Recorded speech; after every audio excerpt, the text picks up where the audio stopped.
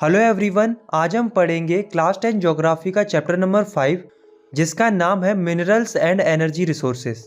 इस चैप्टर में हम डिटेल से मिनरल्स के बारे में पढ़ेंगे, मिनरल्स हमें कहाँ से मिलते हैं इसके बारे में पढ़ेंगे, मिनरल्स के टाइप्स के बारे में पढ़ेंगे, उनके कंजर्वेशन के बारे में पढ़ेंगे और साथ में हम एनर्जी रिसोर्सेज के बारे में भी डिटेल से पढ़ेंगे। ये चैप्टर जनरली बहुत ज़्यादा बोरिंग लगता है बट हम इसे आपके लिए बहुत ज़्यादा इंटरेस्टिंग बनाएंगे। तो चलिए स्टार्ट करते हैं। हमारी इस अर्थ के ऊपर हमें हर चीज़ देखने को मिलती है, जैसे कि लकड़ी, हवा, मिट्टी, पानी। इसी तरीके से हमें हमारी अर्थ की क्रस्ट के ऊपर कई सारे मिनरल्स भी देखने को मिलते हैं, जैसे कि आयरन ओर, मैग्नीज, निकल, cobalt, copper, lead, bauxite, mica, potash, sulphur, gold, silver, potassium. इस तरीके कई सारे मिनरल्स पाए जाते हैं हमारी अर्थ के ऊपर।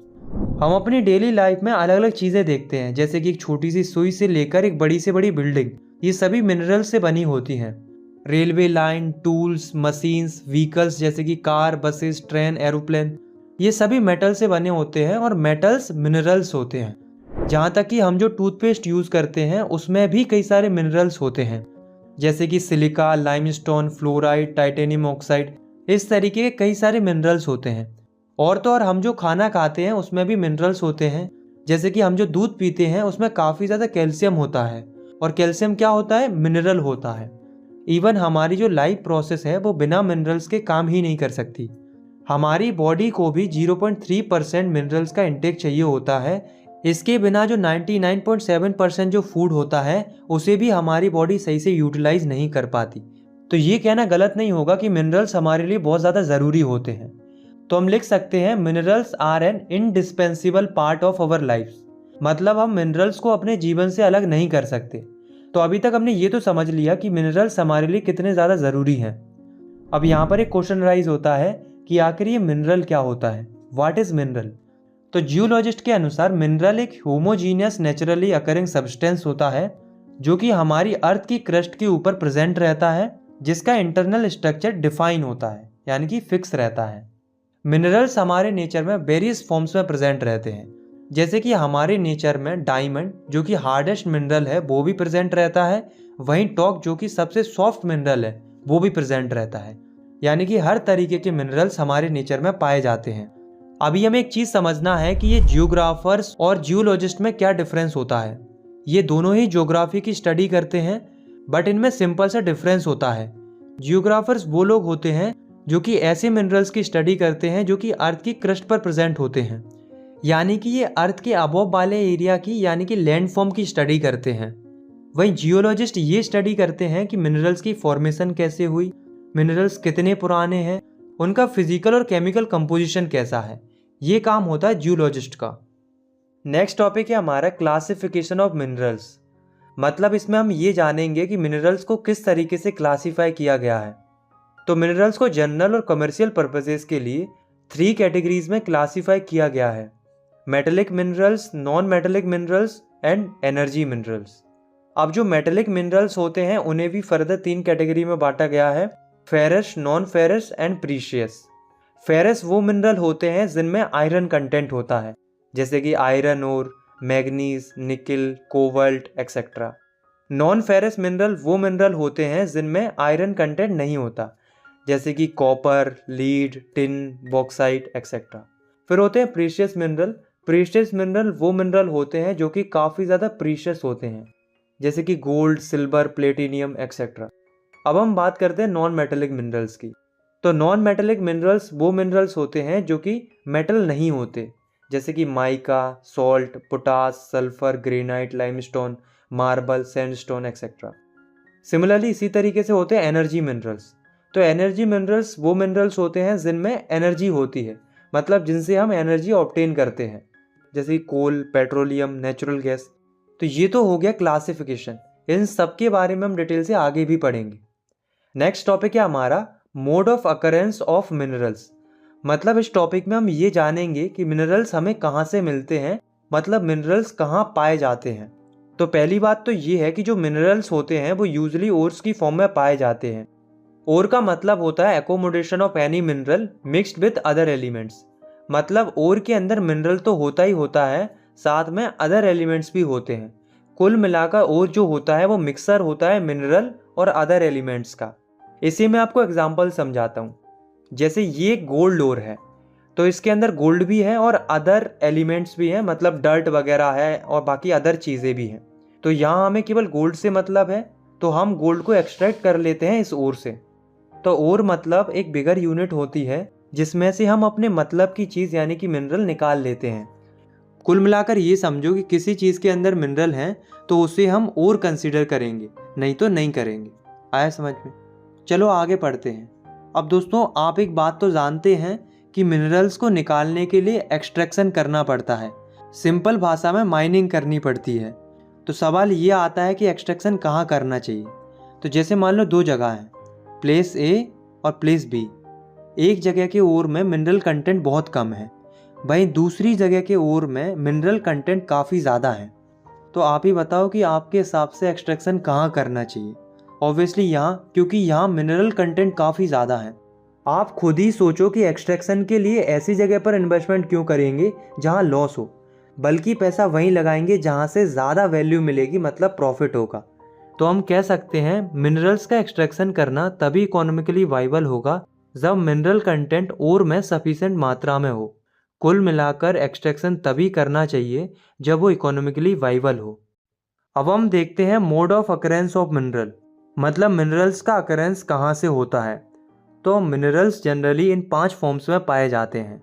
फर्स्ट, बीन्स एंड लोड्स की फॉर्म में, बेड्स एंड लेयर्स की फॉर्म में, residual mass of weathered material की फॉर्म में, एलोवियल डिपॉजिट्स की फॉर्म में और ओशियन वाटर में। तो इन तरीकों से जो है मिनरल्स पाए जाते हैं। तो चलो इनको एक एक करके अच्छे से समझते हैं।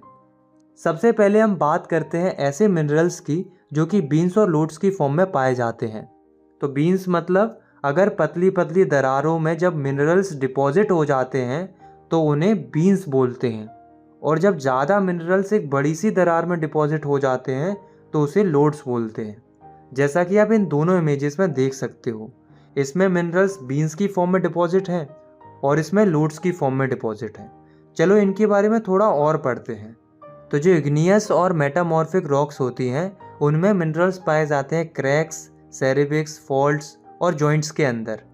तो अगर मिनरल्स का अकरेंस उन दरारों में कम मात्रा में है तो उन्हें बीन्स बोलते हैं, और अगर ज़्यादा मात्रा में है तो उन्हें लोड्स बोलते हैं। अब ये फॉर्म कब होते हैं? तो ये मिनरल्स तब फॉर्म होते हैं जब ये अपनी लिक्विड, मेल्टन या गैसेस स्टेट में होते हैं। तब ये इन्हीं दरारों के सहारे अर्थ की कैविटी से क्रस्ट की तरफ ढकेले जाते हैं और ऊपर आकर इन दरारों में ठंडे होकर जम जाते हैं। तो जितने भी मेजर मेटेलिक मिनरल्स होते हैं जैसे कि tin, copper, zinc, lead etcetera, तो ये सभी बीन्स और लोड्स की फॉर्म में ही पाए जाते हैं। नेक्स्ट हम पढ़ते हैं ऐसे मिनरल्स के बारे में जो कि बेड्स और लेयर्स की फॉर्म में पाए जाते हैं, मतलब पतली परत के रूप में पाए जाते हैं, जैसा कि आप इस इमेज में देख सकते हो। तो जो सेडिमेंट्री रॉक्स होती हैं उनमें जो मिनरल्स पाए जाते हैं वो बेड्स और लेयर्स की फॉर्म में पाए जाते हैं, और ये फॉर्म होते हैं प्रेशर और हीट के कारण, जिसकी वजह से मिनरल का डिपोजिशन होता है, एकोमोडेशन होता है, और वो कंसंट्रेट हो जाते हैं हॉरिजॉन्टल स्ट्रेटा में, मतलब एक हॉरिजॉन्टल लेयर फॉर्म हो जाती है अर्थ की क्रस्ट में। जैसे कि जो कोल और आयरन ओर होते हैं वो इसी तरीके से हीट और प्रेशर के कारण ज़मीन के नीचे वेट्स और लेयर्स की फॉर्म में डिपॉजिट हो जाते हैं। सिमिलरली जो जिप्सम, पोटेशियम सॉल्ट और सोडियम सॉल्ट होते हैं वो भी एरिड रीजन्स में इवोपोरेशन के चलते बेड्स और लेयर्स की फॉर्म में डिपॉजिट हो जाते हैं। अब हम बात करते हैं ऐसे मिनरल्स की जो कि residual mass of weathered material की फॉर्म में पाए जाते हैं। मतलब इसमें क्या होता है, मिनरल्स फॉर्म होते हैं सरफेस रॉक्स के डिकम्पोजिशन की वजह से, जिसमें जो सॉल्यूबल कंस्टिट्यूएंट होते हैं वो पानी के साथ बह जाते हैं, और जो मिनरल्स बचते हैं वो ज़मीन पर as a residual mass of weathered material के रूप में इकट्ठे हो जाते हैं, जैसा कि आप इन इमेजेस में भी देख सकते हो। अगर हम इसके एग्जाम्पल की बात करें तो जो बॉक्साइट होता है वो इसी तरीके से फॉर्म होता है।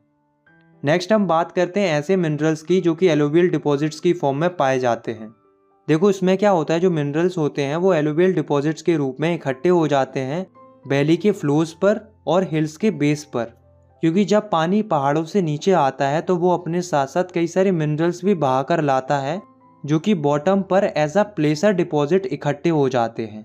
जैसा कि आप इस इमेज में भी देख सकते हो, इस तरीके से मिनरल जो हैं वो बॉटम पर इकट्ठे हो जाते हैं। तो इस तरह से जो मिनरल्स पाए जाते हैं वो जनरली ऐसे होते हैं जो कि पानी से कोरोड नहीं होते हैं, मतलब पानी से ख़राब नहीं होते हैं। जैसे कि गोल्ड, सिल्वर, टिन, प्लेटिनियम, ये जो मिनरल्स हैं वो इसी तरीके से पाए जाते हैं। नेक्स्ट हम बात करते हैं ऐसे मिनरल्स की जो ओशियन वाटर में पाए जाते हैं। तो जो ओशियन होते हैं, मतलब जो महासागर होते हैं, उनमें वास्ट क्वांटिटीज़ में मिनरल्स पाए जाते हैं। पर जो ज़्यादातर मिनरल्स होते हैं वो ओशियन के अंदर वाइडली डिफ्यूज्ड होते हैं, जिसकी वजह से उनका इकोनॉमिक सिग्निफिकेंस इतना ज़्यादा नहीं होता, मतलब वो उतने ज़्यादा फ़ायदेमंद नहीं होते, क्योंकि उनके एक्सट्रैक्शन में जिस हिसाब से इन्वेस्टमेंट होगा उस हिसाब से हमें प्रॉफिट नहीं मिलेगा। लेकिन फिर भी जो common salt, magnesium, bromide, manganese nodules, ये सभी हमें ओशन वाटर से ही प्राप्त होते हैं। तो यहाँ तक हमने मिनरल्स के मोड्स ऑफ अकरेंस के बारे में पढ़ा, मतलब मिनरल्स हमें कहाँ से प्राप्त होते हैं। तो दोस्तों, हमारी इंडिया में मिनरल्स काफ़ी मात्रा में पाए जाते हैं और अलग अलग प्रकार के मिनरल्स हमें हमारे देश भारत में देखने को मिलते हैं। बट ये जो मिनरल्स होते हैं वो हमारी इंडिया में अनइवनली डिस्ट्रीब्यूटेड होते हैं, मतलब अलग अलग जगहों पर पाए जाते हैं। अब मिनरल्स हमारी इंडिया में किस तरीके से डिस्ट्रीब्यूटेड है, चलिए जानते हैं। जैसे ये है हमारा प्यारा भारत। इसमें जो पेनिनसुलर रीजन है, यानी कि ये वाला जो रीजन है, उसमें सबसे ज़्यादा पाया जाता है कोल, मेटेलिक मिनरल्स, माइका और कई सारे नॉन मेटेलिक मिनरल्स भी इस रीजन में पाए जाते हैं। इसी तरीके से जो वेस्टर्न एंड ईस्टर्न फ्लैंक्स हैं हमारी इंडिया के, और जो गुजरात और असम का जो रीजन है वो सेडिमेंट्री रॉक से भरा हुआ है, जहाँ काफ़ी मात्रा में पेट्रोलियम डिपॉजिट्स देखने को मिलते हैं। सिमिलरली जो राजस्थान वाला रीजन है वहाँ हमें कई सारे नॉन फेरस मिनरल्स देखने को मिलते हैं। लेकिन दोस्तों, हमारी इंडिया के जो बड़े बड़े एलुवियल प्लेन्स हैं नॉर्थ इंडिया के, वहाँ हमें इतने ज़्यादा मिनरल्स देखने को नहीं मिलते, या हम ये भी कह सकते हैं कि यहाँ जो मिनरल्स पाए जाते हैं वो इतने ज़्यादा इकोनॉमिकली वाइबल नहीं होते कि हम उन्हें एक्सट्रैक्ट करें। लेकिन बाकी सारे ज़्यादातर रीजन्स में मिनरल्स हमें काफ़ी मात्रा में देखने को मिलते हैं। अब एक क्वेश्चन अराइज होता है कि जब माइनिंग की जाती है तो किन किन चीज़ों पर गौर किया जाता है। तो बेसिकली 3 फैक्टर्स देखे जाते हैं माइनिंग करने से पहले। सबसे पहले देखा जाता है concentration of mineral in the ore, मतलब जिस जगह पर माइनिंग करनी है उस जगह के ओर में मिनरल्स का कंसंट्रेशन कितना है। अगर ओर्स में अच्छी मात्रा में मिनरल्स है तभी माइनिंग करना वर्थ इट है। दूसरी चीज़ देखी जाती है ईज ऑफ एक्सट्रैक्शन, मतलब मिनरल्स को एक्सट्रैक्ट करने के लिए कितनी ज़्यादा मेहनत लगेगी। जितनी आसानी से मिनरल एक्सट्रैक्ट हो जाते हैं हमारे लिए उतना ही अच्छा है। तीसरी है क्लोजनेस टू द मार्केट, मतलब जिस जगह पर माइनिंग होना है वो जगह मार्केट से कितनी ज़्यादा दूर है। जितनी ज़्यादा पास होगी मिनरल्स को ट्रांसपोर्ट करना उतना ही आसान होगा। अगर ये तीनों फैक्टर्स अच्छे से फुलफिल हो रहे हैं तो वो जगह माइनिंग करने के लिए अच्छी है। तो हम लिख सकते हैं कि जो ये फैक्टर्स हैं वो अफेक्ट करते हैं रिजर्व की इकोनॉमिक वाइबिलिटी को, मतलब हम जिस जगह पर माइनिंग करने जा रहे हैं वो वाइबल होगा कि नहीं होगा। नेक्स्ट हम पढ़ते हैं कि ये रेड होल माइनिंग क्या होती है। तो सबसे पहले तो हम ये समझते हैं कि ये माइनिंग क्या होती है। तो माइनिंग एक एक्सट्रैक्शन प्रोसेस होती है जिसकी मदद से हम मिनरल्स को एक्सट्रैक्ट करते हैं अर्थ के क्रस्ट से।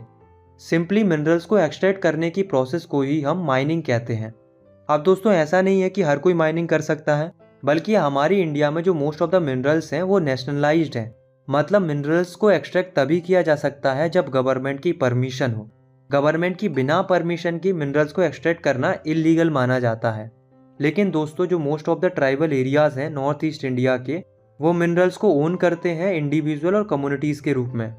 केवल इतना ही नहीं, जवाई और चीरा पूंजी में क्या होता है, कोयले को निकाला जाता है फैमिली मेंबर्स के द्वारा एक लंबी पतली टनल बनाकर। इसी को बोला जाता है रेड होल माइनिंग। जैसा कि आप इन इमेजेस में देख सकते हो, इस तरीके से पतली सुरंग बनाते हैं गैर कानूनी तरीके से और माइनिंग करते हैं।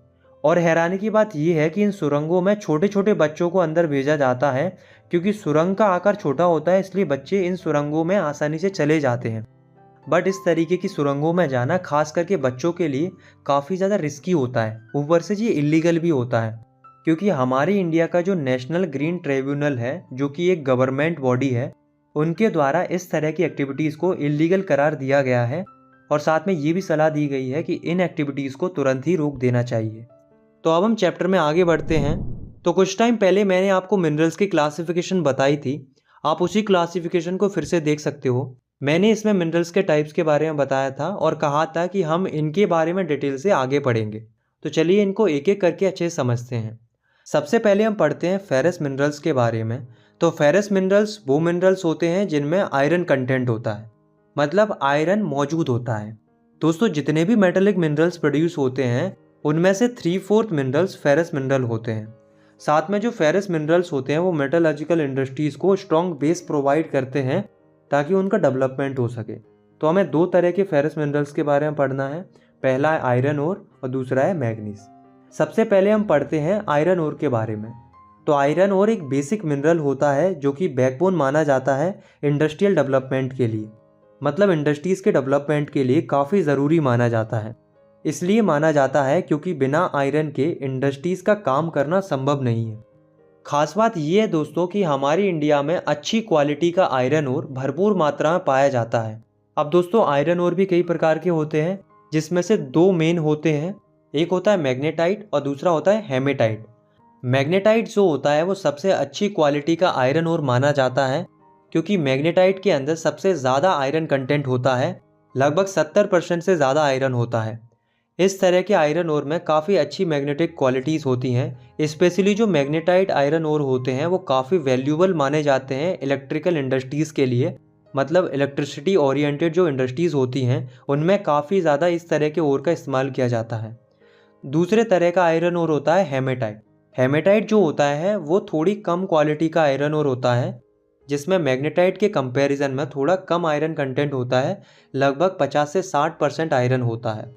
हेमेटाइट काफ़ी इंपॉर्टेंट इंडस्ट्रियल आयरन ओर माना जाता है in terms of quantity use, मतलब काफ़ी बड़ी स्केल में इसे यूज़ किया जाता है।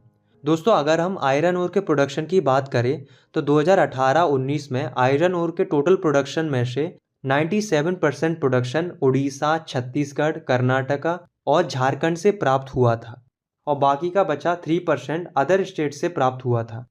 अब दोस्तों अब हम देखते हैं इंडिया के मेजर आयरन ओर बेल्ट्स के बारे में।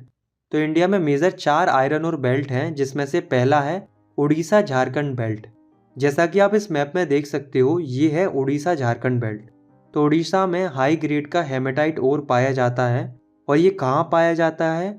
ये पाया जाता है मयूरभंज एंड केंदुझर डिस्ट्रिक्ट की बादाम पहाड़ों की माइंस में। इसी तरीके से जो सिंहभूम डिस्ट्रिक्ट है झारखंड का, वहाँ से भी हेमेटाइट आयरन ओर निकाला जाता है, जो कि निकाला जाता है गोवा और नमोडी माइंस के द्वारा। नेक्स्ट हम पढ़ते हैं दुर्ग, बस्तर, चंद्रपुर बेल्ट के बारे में, जो कि महाराष्ट्र और छत्तीसगढ़ में आता है। जैसा कि आप इस मैप में देख सकते हो ये जो रीजन है वो दुर्ग, बस्तर, चंद्रपुर बेल्ट है। तो इसमें छत्तीसगढ़ के बस्तर डिस्ट्रिक्ट में बहुत ही फेमस बेलाडीला रेंजेस हैं, जिनमें काफ़ी हाई क्वालिटी का हेमेटाइट आयरन ओर पाया जाता है। इन्हीं बेलाडीला की पहाड़ियों पर 14 डिपॉजिट्स यानी कि 14 जगहों पर सुपर हाई ग्रेड का हेमेटाइट आयरन ओर पाया जाता है। इसकी जो फिजिकल प्रॉपर्टीज़ होती हैं वो काफ़ी अच्छी होती हैं, जिससे स्टील आसानी से बन जाता है।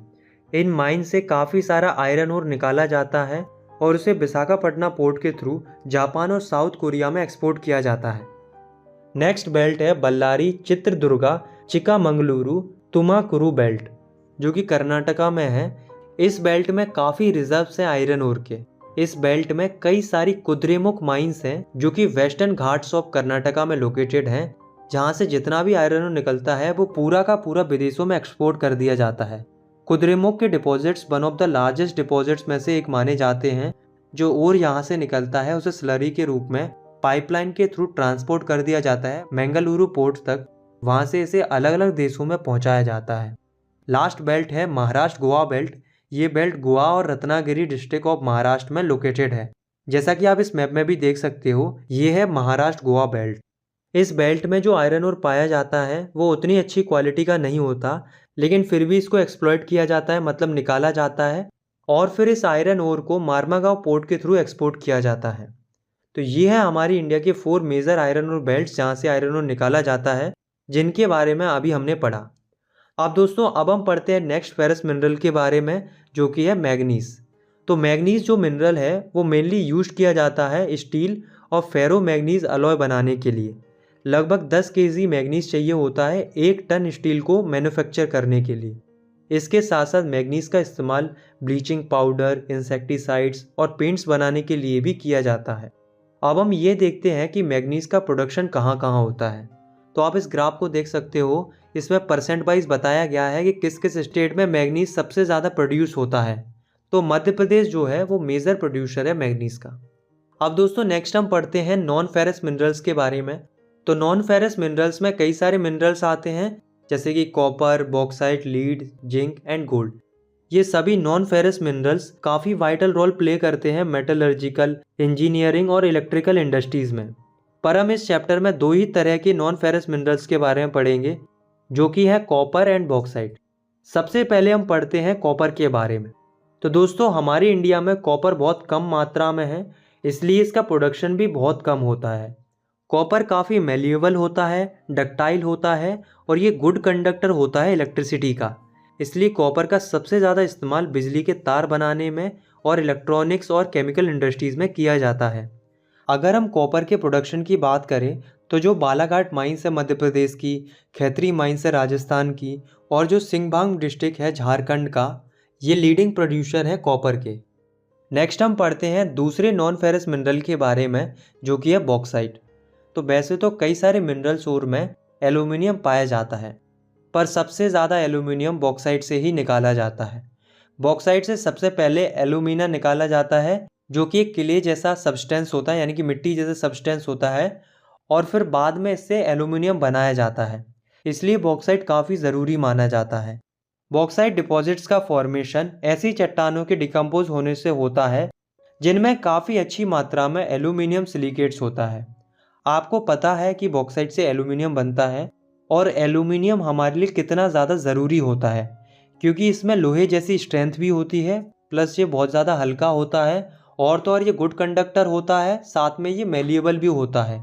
दोस्तों अगर हम इंडिया के बॉक्साइट डिपॉजिट्स की बात करें तो वो मेनली पाए जाते हैं अमरकंटक प्लेट्यू में, मैकाल हिल्स में और बिलासपुर कटनी के प्लेट्यू रीजन में। दोस्तों अगर हम बॉक्साइट के प्रोडक्शन को स्टेट वाइज देखें तो आप इस ग्राफ को देख सकते हो। तो इस ग्राफ से ये पता चलता है कि जो उड़ीसा जो है वो लार्जेस्ट बॉक्साइट प्रोड्यूसिंग स्टेट है इंडिया का। 65% प्रोडक्शन अकेला उड़ीसा करता है। उड़ीसा का जो कोरापुट डिस्ट्रिक्ट है वहाँ पर जो पंच पटमली डिपॉजिट्स हैं वो काफ़ी इंपॉर्टेंट बॉक्साइट डिपॉजिट्स माने जाते हैं। आया समझ में? तो अभी तक हमने जितने भी मिनरल्स के बारे में पढ़ा वो सारे के सारे मेटेलिक मिनरल्स थे, लेकिन अब हम जिन मिनरल्स के बारे में पढ़ेंगे वो सारे नॉन मेटेलिक मिनरल्स होंगे। तो सबसे पहले तो हम ये जानते हैं कि ये नॉन मेटेलिक मिनरल्स क्या होते हैं। तो नॉन मेटेलिक मिनरल्स यानी कि ऐसे मिनरल्स जो कि मेटल नहीं हैं या मेटल से नहीं बने हैं, वो सभी नॉन मेटेलिक मिनरल्स होते हैं। अब दोस्तों नॉन मेटेलिक मिनरल्स होते तो कई सारे हैं, लेकिन हमें केवल दो के बारे में पढ़ना है, जो कि है माइका और लाइमस्टोन। तो चलिए सबसे पहले पढ़ते हैं माइका के बारे में। तो माइका जो मिनरल होता है वो सीरीज ऑफ प्लेट्स और लीफ से बना होता है, मतलब पतली पतली थिन शीट से बना होता है। मतलब ये समझ लो कि कुछ ही centimetres mica thousands of thin sheet से बना होता है। जैसा कि आप इस इमेज में देख सकते हो, कुछ इस तरीके का माइका दिखाई देता है। माइका अलग अलग कलर का होता है, वो क्लियर भी होता है, ब्लैक, ग्रीन, रेड, येलो और ब्राउन कलर के भी माइका देखने को मिलते हैं। माइका में बहुत ही अच्छी डाई इलेक्ट्रिक स्ट्रेंथ होती है, प्लस ये लो पावर लॉस फैक्टर पर काम करता है। इसकी काफ़ी अच्छी इंसुलेटिंग प्रॉपर्टी होती है और ये हाई वोल्टेज के रेजिस्टेंस के रूप में भी काम करता है, इसलिए इसका काफ़ी ज़्यादा यूज़ होता है इलेक्ट्रिक एंड इलेक्ट्रॉनिक इंडस्ट्रीज़ में। अब हम ये देखते हैं कि माइका के मेजर प्रोड्यूसिंग एरियाज़ कौन कौन से हैं।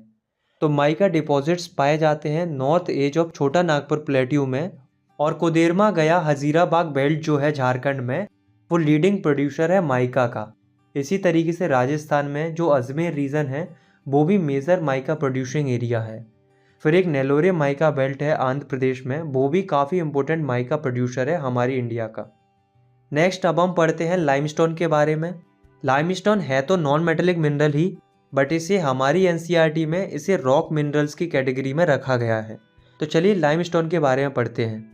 तो लाइमस्टोन जो है वो ऐसी रॉक्स में या ऐसी चट्टानों में पाया जाता है जो कि कैल्शियम या कैल्शियम कार्बोनेट से या मैग्नीशियम से बनी होती हैं। लाइमस्टोन मोस्टली सेडिमेंट्री रॉक्स में पाया जाता है।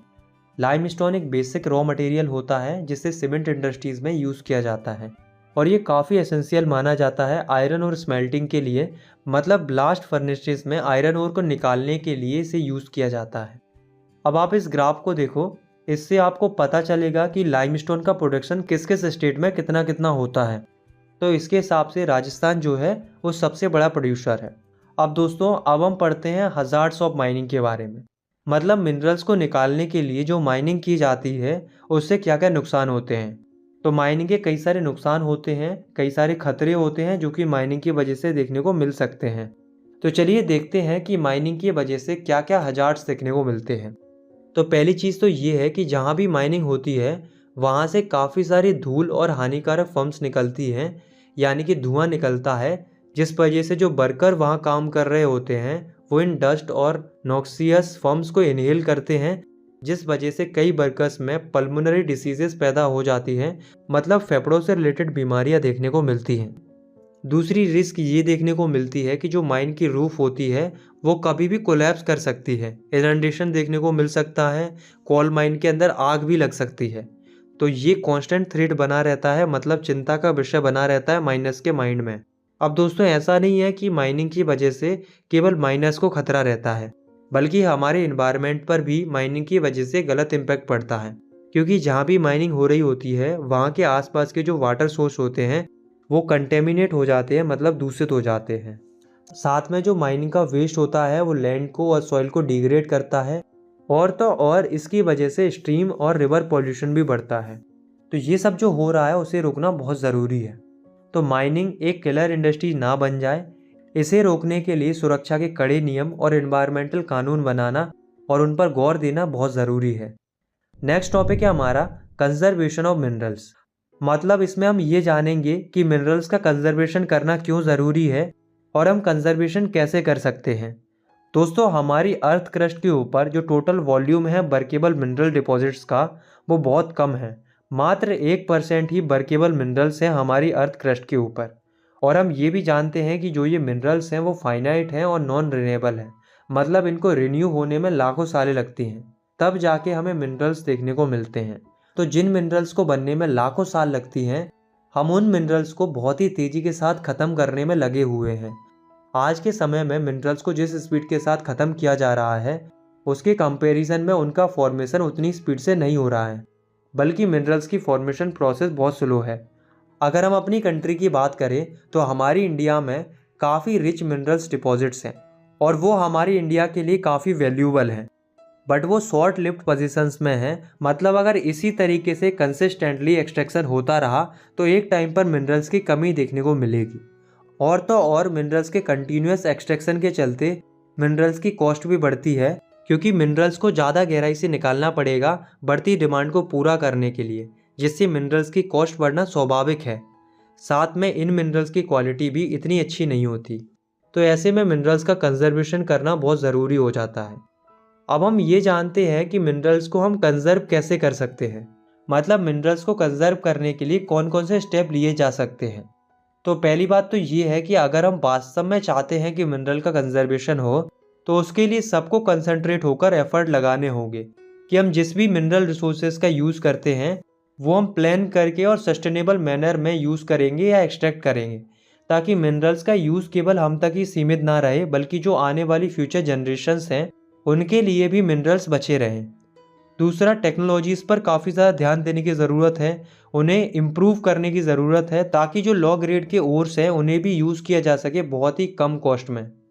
तीसरा स्टेप है कि हम मेटल्स को रिसाइकिल कर सकते हैं।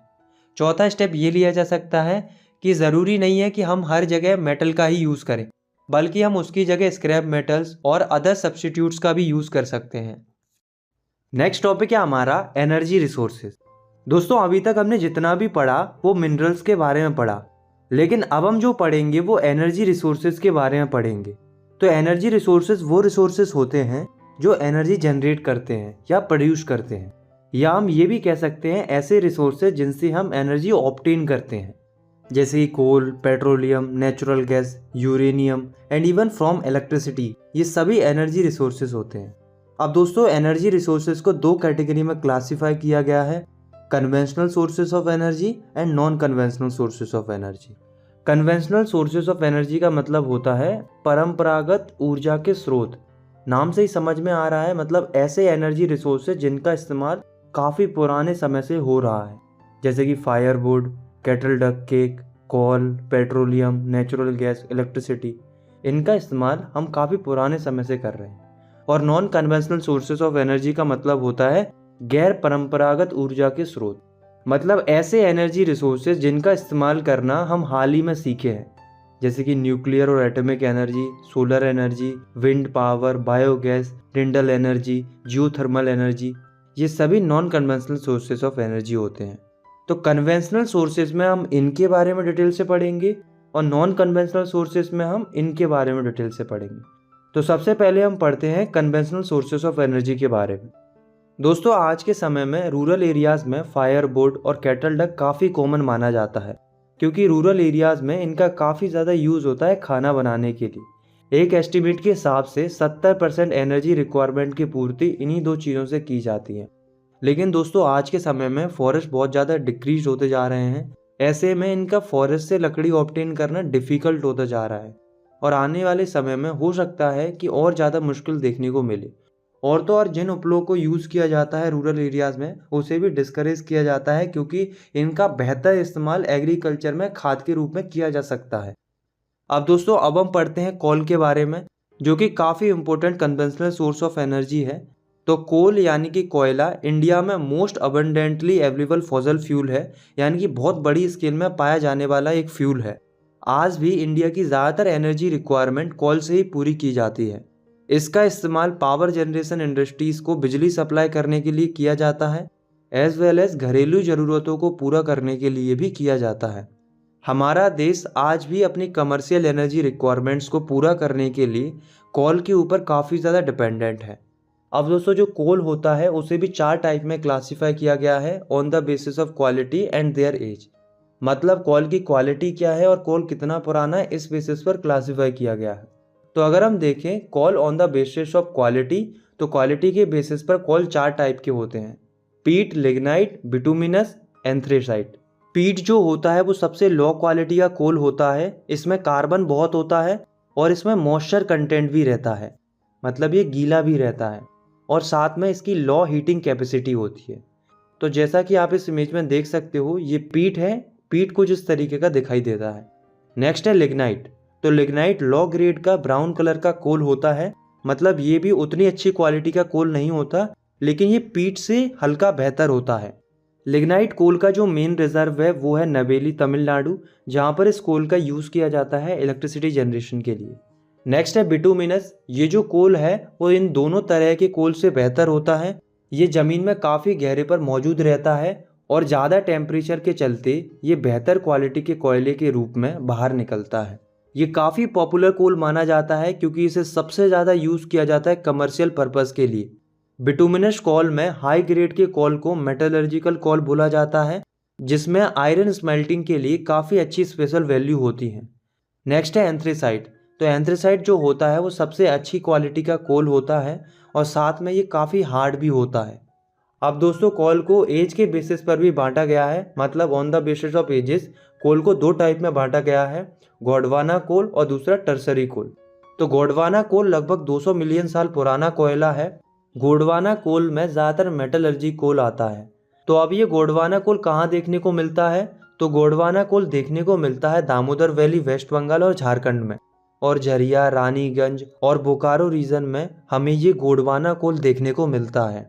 दूसरा है टर्सरी कोल। टर्सरी कोल इतना ज़्यादा पुराना नहीं है, ये लगभग 55 मिलियन साल पुराना कोयला है, जो कि नॉर्थ ईस्टर्न स्टेट जैसे कि मेघालय, असम, अरुणाचल प्रदेश, नागालैंड में पाया जाता है। दोस्तों, आपको ये याद रखना है कि जो कोयला होता है वो बल्की मटेरियल होता है, मतलब कोयला काफ़ी भारी मटेरियल होता है, पर जब इसका इस्तेमाल कर लिया जाता है तो ये हल्का हो जाता है क्योंकि कोयला राख में बदल जाता है। तो जैसा कि मैंने आपको बताया कि कोयला काफ़ी बल्की मटेरियल होता है, तो इसे ऐसे लंबी दूरी तक ट्रांसपोर्ट करना इतना आसान नहीं होता। तो ऐसे में जो बड़ी बड़ी इंडस्ट्रीज़ होती हैं और जो थर्मल पावर स्टेशंस होते हैं वो ज़्यादातर कोल फील्ड के आसपास इस्टेब्लिश किए जाते हैं ताकि ट्रांसपोर्टेशन आसानी से हो सके। नेक्स्ट दोस्तों, अब हम पढ़ते हैं पेट्रोलियम के बारे में। तो पेट्रोलियम जो है, जिसे हम मिनरल ऑयल भी कहते हैं, वो इंडिया का दूसरा सबसे बड़ा एनर्जी का सोर्स है आफ्टर कोल। पेट्रोलियम को हीट और लाइटिंग के लिए फ्यूल के रूप में, मशीन्स के लुब्रिकेंट्स के रूप में इस्तेमाल किया जाता है। और तो और ये रॉ मटेरियल भी प्रोवाइड करता है मैन्युफैक्चरिंग इंडस्ट्रीज़ के लिए। केवल इतना ही नहीं दोस्तों, बल्कि जो पेट्रोलियम रिफाइनरीज होती हैं वो एक्ट करती हैं एज अ नोडल इंडस्ट्रीज, मतलब एक मुख्य इंडस्ट्री के रूप में काम करती हैं। क्योंकि जितनी भी सिंथेटिक टेक्सटाइल, फर्टिलाइजर और केमिकल इंडस्ट्रीज होती हैं उनमें पेट्रोलियम काफ़ी इंपॉर्टेंट रोल प्ले करता है।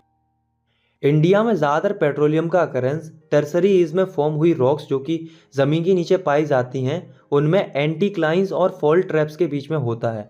जैसा कि आप इन इमेजेस में देख सकते हो, इस तरीके से एंटीक्लाइन और फॉल्ट ट्रैप में पेट्रोलियम पाया जाता है। और दोस्तों ये जो लेयर होती है वो ऑयल बियरिंग लेयर होती है, मतलब ये पोरस लाइमस्टोन या सैंडस्टोन से बनी होती है, इसलिए इसमें ऑयल फ्लो कर पाता है। और दोस्तों जो ये ऊपर नीचे वाली लेयर होती है वो नॉन पोरस होती है, जिस वजह से जो ऑयल होता है वो ना ऊपर जा पाता है ना ही नीचे जा पाता है, बीच में ही फंसा रहता है। और कंटिन्यूस प्रेशर के कारण ऐसा बम सा क्रिएट हो जाता है जिसे एंटीक्लाइन बोलते हैं। और कई बार जो खाली एरिया होता है उसमें गैस भी क्रिएट हो जाती है जो कि हल्की होने के कारण ऑयल के ऊपर फॉर्म होती है। अगर हम ये देखें कि इंडिया में पेट्रोलियम डिपॉजिट कहाँ पाया जाता है तो मुंबई हाई, गुजरात और असम ये मेजर पेट्रोलियम प्रोड्यूसिंग एरिया हैं इंडिया के, जिसमें जो अंकलेश्वर है वो मोस्ट इम्पोर्टेंट फील्ड है गुजरात की।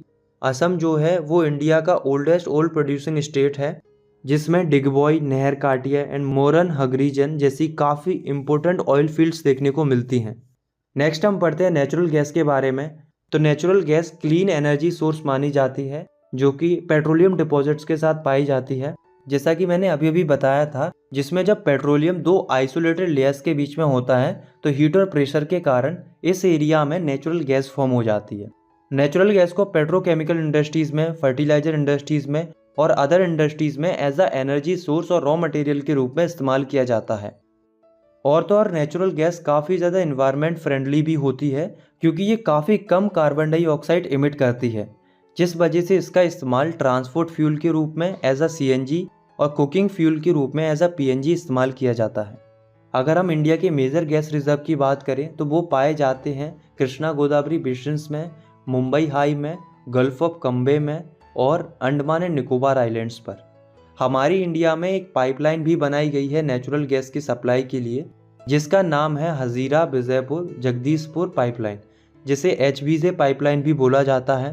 ये पाइपलाइन 1700 किलोमीटर लंबी है और ये क्रॉस कंट्री पाइपलाइन है जो कि नॉर्थर्न और वेस्टर्न इंडिया के मुंबई हाई और बेसिन गैस फील्ड को जोड़ती है, जिसके थ्रू जो अलग अलग फर्टिलाइजर, पावर, इंडस्ट्रियल कॉम्प्लेक्सेस हैं उनको गैस की सप्लाई मिलती है, जिस वजह से इंडियन गैस मार्केट को काफ़ी बूस्ट मिला है और ओवरऑल डेवलपमेंट देखने को मिला है। अब हम next conventional source of energy के बारे में पढ़ते हैं जो कि है इलेक्ट्रिसिटी। तो हम सभी जानते हैं कि इलेक्ट्रिसिटी का इस्तेमाल दुनिया भर में कितना ज़्यादा होता है। इनफैक्ट इलेक्ट्रिसिटी के पर कैपिटा कंजप्शन को ही इंडेक्स ऑफ डेवलपमेंट माना जाता है। मतलब इलेक्ट्रिसिटी के कंजप्शन से ये पता किया जा सकता है कि वो कंट्री कितनी ज़्यादा डेवलप है। अब दोस्तों इलेक्ट्रिसिटी को मेनली दो तरीक़ों से जनरेट किया जाता है। पहली होती है हाइड्रो इलेक्ट्रिसिटी और दूसरी होती है थर्मल इलेक्ट्रिसिटी। हाइड्रो इलेक्ट्रिसिटी में क्या होता है, इलेक्ट्रिसिटी जनरेट की जाती है फास्ट फ्लोइंग वाटर की मदद से। मतलब जब तेज पानी बहकर आ रहा होता है तो डैम्स की मदद से टरबाइन घुमाए जाते हैं और टरबाइन घूमने से इलेक्ट्रिसिटी जनरेट की जाती है। वहीं थर्मल इलेक्ट्रिसिटी जनरेट की जाती है फ्यूल्स को बर्न करके, जैसे कि कोल, पेट्रोलियम, नेचुरल गैस, इनको बर्न करके हीट की मदद से टरबाइन को घुमाया जाता है और इलेक्ट्रिसिटी जनरेट की जाती है। हाइड्रो इलेक्ट्रिसिटी जनरेट की जाती है फास्ट फ्लोइंग वाटर से, जो कि एक रिन्यूएबल रिसोर्स है। इंडिया में हाइड्रो इलेक्ट्रिसिटी जनरेट करने के लिए कई सारे मल्टीपर्पज़ प्रोजेक्ट्स हैं, जैसे कि Bhakra Nangal, Damodar valley corporation, the Kopili hydel project etcetera. अब चूंकि जो थर्मल इलेक्ट्रिसिटी होती है वो जनरेट की जाती है कोल, पेट्रोलियम और नेचुरल गैस की मदद से, जो कि नॉन रिन्यूएबल फॉसिल फ्यूल्स होते हैं, तो ये हाइड्रो इलेक्ट्रिसिटी के कंपैरिजन में नेचर के लिए लॉन्ग टर्म में उतनी ज़्यादा वाइबल नहीं है। मेजर थर्मल पावर प्लांट्स है सेमरोली, नेमरू, तलचर, नारावारा एक्सेट्रा। तो अभी तक हमने जो पढ़ा वो सभी कन्वेंशनल सोर्सेज ऑफ एनर्जी थे। अब हम पढ़ेंगे non conventional sources of energy के बारे में, मतलब ऐसे एनर्जी के सोर्सेज के बारे में जिनका इस्तेमाल करना हमने हाल ही में शुरू किया है, जैसे कि nuclear energy, solar energy, wind power, biogas, tidal energy, geothermal energy, इन सब के बारे में हम पढ़ेंगे। अब यहाँ पर एक क्वेश्चन राइज होता है कि हमें non conventional sources of energy की ज़रूरत क्या पड़ी जबकि हमारे पास कन्वेंशनल सोर्सेज थे एनर्जी के। तो ऐसा इसलिए है क्योंकि एनर्जी का यूज़ बढ़ गया है कंट्री में, जिस वजह से हम फॉसल फ्यूल्स जैसे कि कोल, ऑयल एंड गैस इनके ऊपर काफ़ी ज़्यादा डिपेंडेंट हो गए हैं। और ऊपर से ऑयल और गैसेस की प्राइजेस तेज़ी से बढ़ रही हैं क्योंकि इनका एग्जिस्टेंस कम होता जा रहा है। तो फ्यूचर में ये हमारी इकोनॉमी के लिए एक बहुत बड़ा संकट बन सकता है। इससे ना केवल हमारी इकोनॉमी को नुकसान होगा, बल्कि फॉसल फ्यूल्स के ज़्यादा यूज़ से कई सारी सीरियस एनवायरमेंटल प्रॉब्लम्स भी देखने को मिल सकती हैं। इसलिए हमें नॉन कन्वेंशनल एनर्जी सोर्सेज को अपनाना चाहिए क्योंकि ये रिन्यूएबल होती हैं, पॉल्यूशन कम करती हैं और इन्वायरमेंटल फ्रेंडली होती हैं। तो आया समझ में कि क्यों हम non conventional sources of energy की तरफ भाग रहे हैं। तो चलो सारी नॉन कन्वेंशनल सोर्सेज को एक एक करके अच्छे से समझते हैं। सबसे पहले हम पढ़ते हैं न्यूक्लियर या एटॉमिक एनर्जी के बारे में। तो इसमें क्या होता है, जो एनर्जी होती है वो ऑब्टेन की जाती है बाय अल्टरिंग एटॉमिक स्ट्रक्चर। मतलब जो एटम्स के स्ट्रक्चर होते हैं उनमें चेंजेस किए जाते हैं और इसी अल्टरिंग की वजह से, यानी कि एटम्स के स्ट्रक्चर में चेंजेस करने की वजह से जो हीट एनर्जी निकलती है उसका यूज़ किया जाता है इलेक्ट्रिसिटी पावर को जनरेट करने के लिए। सिंपली ये समझो कि हम किसी एलिमेंट के एटॉमिक स्ट्रक्चर में चेंजेस करते हैं जिस वजह से काफ़ी इंटेंस हीट निकलती है, जिससे हम टरबाइन को रोटेट कराते हैं और बिजली बनाते हैं। अब इस तरीके से एनर्जी जनरेट करने के लिए दो एलिमेंट्स का सबसे ज़्यादा यूज़ किया जाता है, जो कि यूरेनियम और थ्योरियम। इनका काफ़ी ज़्यादा यूज़ किया जाता है as a raw material nuclear energy को जनरेट करने के लिए।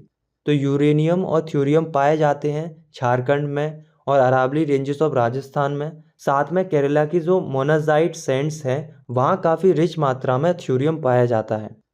Next, non conventional sources of energy में हम पढ़ते हैं सोलर एनर्जी के बारे में।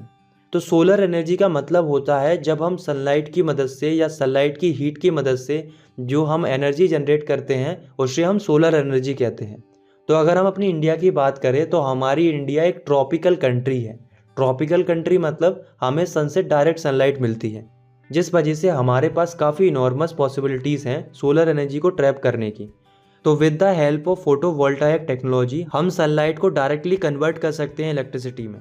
तो आप लोग जो ये सोलर पावर प्लांट्स देखते हैं उनमें इसी फोटोवोल्टाइक टेक्नोलॉजी का इस्तेमाल किया जाता है सनलाइट को इलेक्ट्रिसिटी में बदलने के लिए। तो ये जो सोलर एनर्जी का कंसेप्ट है वो रूरल एरियाज़ में और रिमोट एरियाज़ में काफ़ी ज़्यादा पॉपुलर हो रहा है। कारण ये है कि कुछ बड़े बड़े सोलर पावर प्लांट्स देश की अलग अलग जगहों पर सेटअप किए जा रहे हैं। अब इससे फ़ायदा क्या होगा कि जो रूरल हाउस होल्ड हैं जो कि आज फायरवुड और डंग केक्स पर डिपेंडेंट्स हैं, उनकी इन चीज़ों पर डिपेंडेंसी कम होगी और वो पावर ड्रिवन चीज़ों की तरफ जाएंगे। इससे हमारे इन्वायरमेंट को भी फ़ायदा होगा, लोग लकड़ियाँ कम काटेंगे और डंग को एज अ मैन्यूर यूज़ करेंगे। नेक्स्ट है विंड पावर। तो विंड पावर जैसा कि नाम से ही समझ सकते हैं, इसमें क्या होता है, विंड की मदद से टरबाइन रोटेट कराई जाती है और इलेक्ट्रिसिटी जनरेट की जाती है। अगर हम अपनी इंडिया की बात करें तो हमारी इंडिया में काफ़ी ज़्यादा पोटेंशियल है विंड पावर को जनरेट करने का। हमारी इंडिया का सबसे बड़ा विंड फार्म क्लस्टर देखने को मिलता है तमिलनाडु में, जो कि नागेरकोइल टू मदुराई तक फैला हुआ है। इसके अलावा हमें इसी तरीके से आंध्र प्रदेश, कर्नाटका, गुजरात, केरला, महाराष्ट्र, लक्षद्वीप में भी काफ़ी इंपॉर्टेंट विंड फार्म देखने को मिलते हैं। और केवल इतना ही नहीं, जो नागरकोइल और जैसलमेर है वो जाने जाते हैं for effective use of wind energy के लिए। मतलब इन दो जगहों पर सबसे इफेक्टिवली यूज़ किया जाता है विंड एनर्जी को। नेक्स्ट हम पढ़ते हैं बायोगैस के बारे में। तो बायोगैस एक ऐसी गैस होती है जो कि नेचुरल वेस्ट से ऑब्टेन की जाती है, जैसे कि जो स्क्रब्स होती हैं, फार्म वेस्ट हो गया, एनिमल एंड ह्यूमन वेस्ट हो गया। इनको यूज़ करके बायोगैस बनाई जाती है, जिसका इस्तेमाल रूरल एरियाज़ में डोमेस्टिक कंजप्शन के लिए किया जाता है। इसमें क्या होता है, ऑर्गेनिक मैटर को डिकम्पोज किया जाता है, जिससे काफ़ी यील्ड गैस निकलती है, जिसकी केरोसिन, डंग केक और चारकोल से भी अच्छी थर्मल एफिशिएंसी होती है। मतलब इन सब की तुलना में काफ़ी अच्छी जलती है। जैसा कि आप इस इमेज में देख सकते हो, ये है बायोगैस प्लांट। इसे रूरल एरियाज़ में गोबर गैस प्लांट भी बोला जाता है, क्योंकि गोबर का ज़्यादा इस्तेमाल किया जाता है। इसमें आप देख सकते हो, उसमें वेस्ट को लंबे टाइम तक डिकम्पोज होने के लिए रख दिया जाता है। तो बाद में जब इसमें गैस बन जाती है तो वो इस चैम्बर में स्टोर हो जाती है, जिसको बाद में उपयोग में लिया जाता है। इसके दो अच्छे बेनिफिट होते हैं। पहला तो ये अच्छा सोर्स ऑफ एनर्जी होता है, और दूसरा हमें इससे क्वालिटी ऑफ मैन्योर मिल जाता है। और तो और पेड़ों को भी कम काटा जाएगा लकड़ियों के लिए, क्योंकि बायोगैस उनके लिए एक अल्टरनेटिव रहेगा। नेक्स्ट हम पढ़ते हैं टाइडल एनर्जी के बारे में। तो टाइडल एनर्जी मतलब ऐसी एनर्जी जो कि ओशनेटिक टाइड से जनरेट की जाती है। मतलब समुद्र की जो बड़ी बड़ी लहरें आती हैं उनसे जो है इलेक्ट्रिसिटी जनरेट की जाती है। जैसा कि आप इसे देख सकते हो। इससे आपको आइडिया लगेगा कि टाइडल एनर्जी किस तरीके से जनरेट की जाती है। सिंपली टरबाइन ही घुमानी होती है। जैसे कोई बड़ी लहर आती है तो उस टरबाइन को रोटेट कर देती है, फिर जो इधर आई हुई टाइड होती है उसे फ्लड गेट से रोक दिया जाता है, फिर बाद में सारा एक साथ रिलीज कर दिया जाता है, फिर अगेन टरबाइन घूमती है। तो यही प्रोसेस कंसिस्टेंटली फॉलो होती है और इलेक्ट्रिसिटी जनरेट होती है। इसके बारे में हम कभी डिटेल से भी पढ़ेंगे, लेकिन फिलहाल इतना जानो कि जो बड़ी बड़ी टाइड आती हैं ओशियन में, उनकी मदद से जो इलेक्ट्रिसिटी जनरेट की जाती है उसे टाइडल एनर्जी कहते हैं। अगर हम अपनी इंडिया की बात करें तो हमारी इंडिया में करेंटली कोई टाइडल पावर प्लांट सेटअप नहीं किया गया है, लेकिन हमारी कंट्री की ज्योग्राफी ऐसी है कि हम फ्यूचर में टाइडल एनर्जी प्रोड्यूस कर सकते हैं। जैसे gulf of Khambhat, gulf of Kutch, western coast and Gangetic delta and Sundarban region, ये सभी आइडियल कंडीशन मानी जाती हैं टाइडल एनर्जी को जनरेट करने के लिए। लास्ट हम पढ़ते हैं जियोथर्मल एनर्जी के बारे में। तो जियोथर्मल एनर्जी वो एनर्जी होती है जो कि अर्थ की हीट से जनरेट की जाती है। मतलब पृथ्वी की जो गर्मी होती है उससे हम एनर्जी जनरेट करते हैं। आप लोगों को पता होगा कि हम जितना ज़्यादा नीचे जाते जाएंगे उतनी ही ज़्यादा हीट बढ़ती जाती है। तो जहाँ ज़मीन के नीचे बहुत ज़्यादा हाई हीट होती है या हाई टेम्परेचर होता है, वहाँ की ज़मीन के नीचे का जो पानी होता है वो भी बहुत ज़्यादा गर्म हो जाता है, जिस वजह से स्टीम ऊपर की ओर उठती है और हम उसी स्टीम की मदद से टरबाइन घुमाते हैं। भारत में कई सारी ऐसी हॉट स्प्रिंग्स हैं जहाँ से हम इलेक्ट्रिसिटी जनरेट कर सकते हैं। साथ में हमारी इंडिया में जियोथर्मल एनर्जी के लिए 2 एक्सपेरिमेंटल प्रोजेक्ट सेटअप किए गए हैं, जिसमें से पहला लोकेटेड है हिमाचल प्रदेश की पार्वती वैली पर और दूसरा लोकेटेड है लद्दाख की पुगा वैली पर। लास्ट टॉपिक है हमारा कंजर्वेशन ऑफ एनर्जी रिसोर्सेज।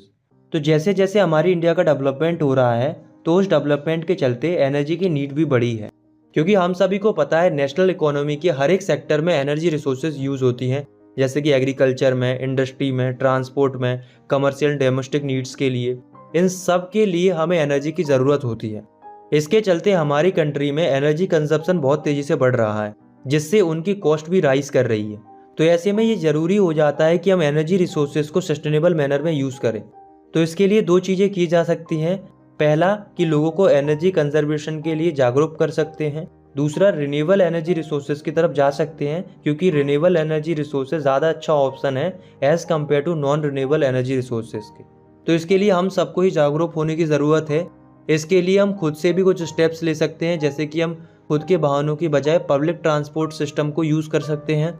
जब हमें ज़रूरत नहीं है तब हम इलेक्ट्रिसिटी के स्विचेस को ऑफ कर सकते हैं, पावर सेविंग डिवाइसेस यूज़ कर सकते हैं और सबसे अच्छा non conventional sources of energy की तरफ जा सकते हैं। एक बहुत अच्छी लाइन है कि energy saved is energy produce. मतलब वैसे तो साइंस के अकॉर्डिंग हम एनर्जी को प्रोड्यूस नहीं कर सकते, हम उसे ट्रांसफॉर्म कर सकते हैं। पर आप ये मान कर चलो कि अगर आप एनर्जी को सेव कर रहे हैं तो आप एनर्जी को एक तरीके से प्रोड्यूस ही कर रहे हैं। ये इस लाइन का डीप मीनिंग है। आई होप आपको ये वीडियो पसंद आई होगी। अगर आपको ये वीडियो पसंद आई तो आप इस वीडियो को लाइक कर सकते हो, चैनल को सब्सक्राइब कर सकते हो and best of luck for your exam. मिलते हैं नेक्स्ट